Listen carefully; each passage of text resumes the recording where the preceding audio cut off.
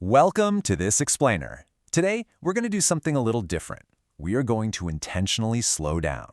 Let's step away from the absolute rush of our daily lives for just a minute to reflect on a really profound philosophical question. We're looking at the nature of temporary beauty. Think about all the gorgeous things that surround us every single day, right? A stunning sunset, a perfectly blooming flower, a breathtaking piece of art, or even just a flawless, quiet moment with someone you care about. We usually just consume these moments passively, taking them completely at face value. But what if there's an entirely different way to look at them? What if the fact that they don't last is actually their most important feature? Okay, let's dive into this and figure out whether the fleeting beauty in our world is here merely for our pleasure or if it holds a much, much deeper purpose. Is it just for pleasure? Let's question beauty. You know, it's so easy to just walk through life assuming that the world is a giant gallery of things designed solely to make us feel good for a passing moment. But I want you to picture something with me. Picture a brilliantly colored flower in a garden. It blooms, it radiates color, it catches your eye, and then, inevitably, it fades and wilts. Does a flower exist solely to look beautiful? Really ponder that for a second. Is the sole purpose of that flower, or the purpose of literally any worldly adornment, merely to provide us with a brief, fleeting hit of visual pleasure? I mean, if its only job was to be beautiful and give us joy, why on earth would it fade so quickly? Why wouldn't it just stay beautiful forever? This contradiction, right here, this is our first major clue that something much deeper is going on. Section 2. What transience tells us. Fading as a feature. So, if things aren't meant to be pretty forever, then their fading absolutely must be a feature, not a bug. And this perfectly contrasts our default mindset with a much richer perspective. The standard human assumption is basically that beauty equals only instant pleasure.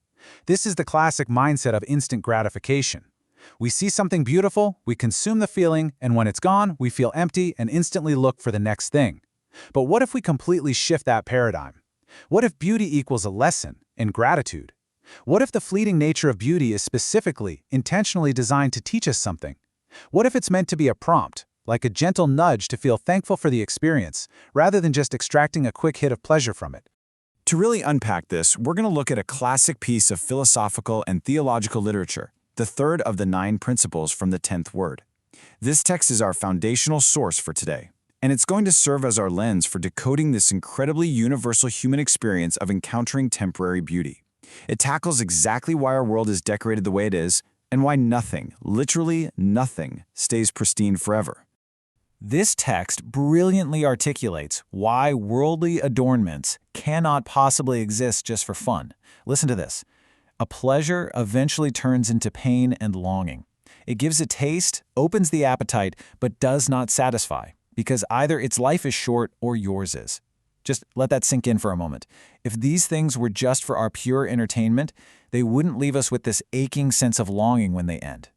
They give us just enough of a taste to open our appetite for beauty, but they intentionally do not satisfy us. And why is that?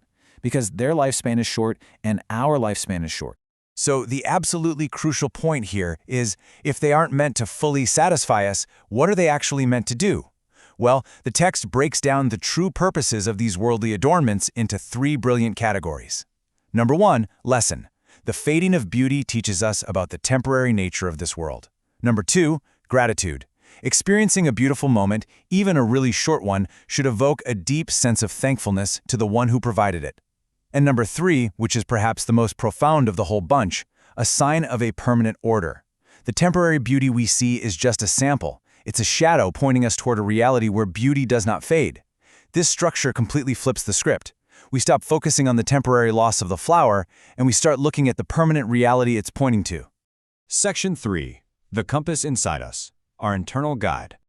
Okay, so we've talked about the objects of beauty, but what about us? What about the observer? This classic philosophical breakdown connects directly to an everyday psychological phenomenon that every single one of us has experienced, yet meslic, or the feeling of not enough. Think about the absolute best vacation you ever took, or the most incredible meal you ever ate. Even at its absolute peak, there's a tiny voice in your head that realizes it's going to end, leaving you feeling like it was somehow, not enough. We usually treat this feeling like it's a flaw in our psychology, like we're just being ungrateful or greedy. Actually, scratch that. Our source material frames it entirely differently. This not enough feeling isn't a glitch, it is a compass. It's a compass embedded deeply within human nature that points directly toward true, lasting fulfillment. If a temporary world leaves you constantly wanting more, it's because you were designed for a permanent order, your inner compass working perfectly. Section 4. The true purpose of adornment. The ultimate design. Now that we understand the philosophy and the psychology side of things, let's look at the theological conclusion that brings all these threads perfectly together. According to our source material, the ultimate design behind earthly beauty is found in Surah Al-Kahf, chapter 18, verse 7. We have made what is on earth an adornment for it, that we may test them as to which of them is best indeed. This verse completely anchors the text's argument. The earthly adornments, the flowers, the sunsets, the incredible joys of life, they're framed as an intentional test by a creator. And the test isn't about whether we can hoard the most beauty. No way. The test is to see how beautifully we respond to it. Do we just frantically consume it for instant pleasure and then despair when it's gone? Or do we recognize it as a lesson, feel profound gratitude, and let it point our internal compass toward the permanent reality? I really want to leave you with a question to carry with you today. Do you remember a moment so beautiful you literally said to yourself, "I wish this never ended"? Take a second right now and actually recall that memory. Put yourself right back in that fleeting, beautiful moment. You felt that ache, didn't you? That deep desire for permanence. Now ask yourself, what do you think your desire for permanence is pointing toward? The next time you see a flower wilt or a beautiful day come to a close, don't feel sadness for what's lost. Listen to your compass.